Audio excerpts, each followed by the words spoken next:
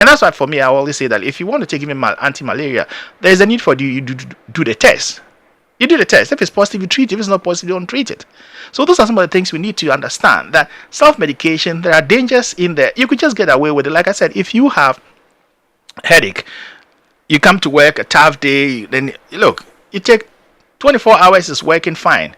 But consistently, no. And if you have to be taking like the Gibidol, you have to be taking like ibuprofen and some of these diclofenac products.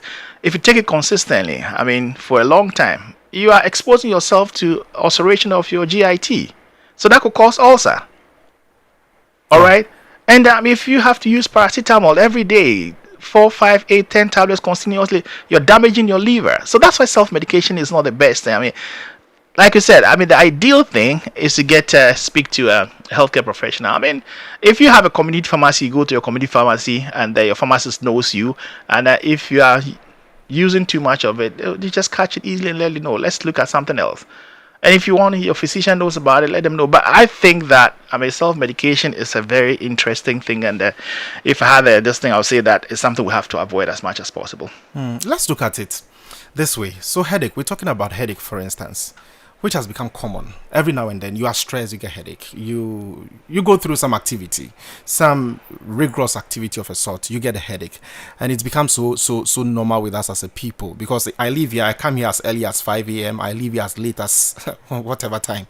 I get home, I'm stressed, I'm having headache, and what have you. I've been to the hospital several times, and yet, doctor tells me that you are stressed, you need to sleep a lot. I sleep a lot, yet I'm still having the symptom. And you are telling me that I shouldn't cultivate the habit of going to the pharmacy, of getting a painkiller, and, regularly. Because I've been to the doctor already. The doctor says that you're only stressed. You need to sleep more. I have slept for a longer period of time. But I'm not seeing an improvement in my situation. How then do I deal with the situation? It's a difficult one, Prof. I'll seek a second opinion. I mean, I seek another opinion with another physician. That's what I would do. I mean, I'm not going to be taking paracetamol or tablet every day because of a headache. I mean, there's something there.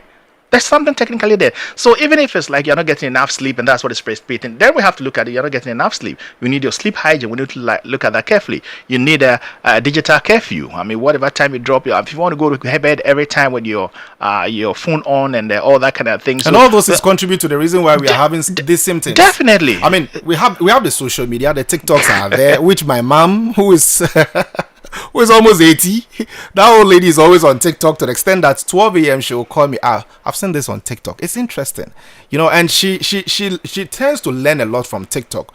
What would you advise such people? I mean, especially when you get to a certain age, of your time on earth, in terms of how the length of period you spend online, social media, because it's come to stay. What would you advise such persons to do? The old ones, they are the more difficult ones to deal with. All right. Why is it so difficult? Hey, come on! They'll tell you. Look, I've seen it all. Come on, they'll tell you I've seen it all. And they'll ask you, how many more years do I have to live on them? Those are the things they'll ask you. Very interesting, but they are the tough, difficult ones to deal with. At a point in time, you just have to try your best, but you can't convince them. They become stubborn at that age. But for me, to the other angle is the younger generation, the young ones there. That is where my biggest challenge is. And when they do that, they go to bed very late, they wake up very early, they go to school, they can't concentrate, and it affects their academic work kind of thing. Those are some of the things we need to talk. I mean, we need to find a way to regulate the use of cell phones and stuff like that. And I know some countries are trying to block the social media things.